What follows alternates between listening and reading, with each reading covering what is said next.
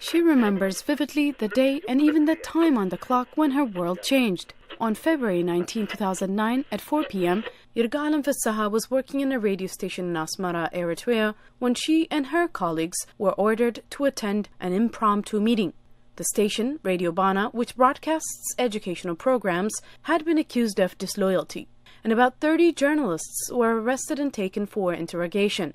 She was held in the prison Adi Abeito, just outside the capital city. I thought because they've already asked me so many questions, things would be cleared up and then they were going to send me home. That was what I was thinking. I was so confident about my innocence that I was worried about whoever did what they were asking about, and I was worried for them. For the next 6 years, she was held in solitary confinement, endured beatings and endless interrogation. She and other Radio Bana journalists were accused of communicating with an opposition radio station. I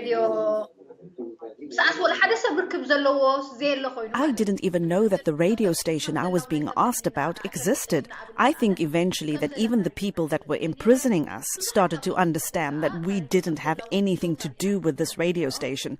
But because they weren't courageous enough to tell us that we were mistakenly imprisoned, they started asking us about our thinking and even writings that we had in the past. Yirgalem's case is not isolated. According to the Committee to Protect Journalists, 16 journalists are currently being held in prison in Eritrea, making it the worst jailer of journalists in sub-Saharan Africa. Much of the free press in the country was shut down in September 2001 during a crackdown when 7 newspapers were shut down and numerous journalists arrested. Temesgen Debesai, a former anchor for state-run Area TV, now living in London, said that inside the country it was impossible to report on or advocate for jailed journalists. To this day, nobody knows where they are, whether they're alive or not, but this is not the kind of story that you're not allowed to cover. It was just brushed under the carpet and no one was ever to hear about them again.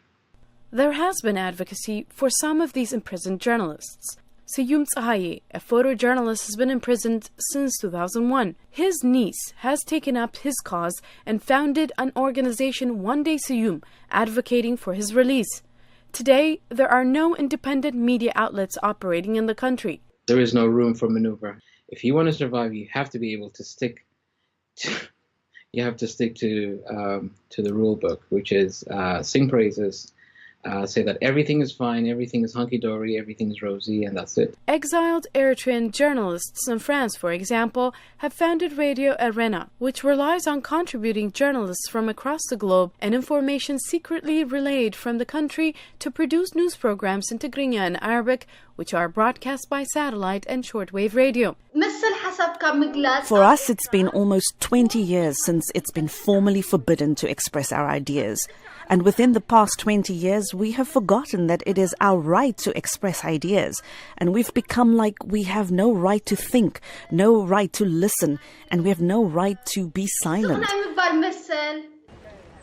Salem Solomon, VOA News, Washington, D.C.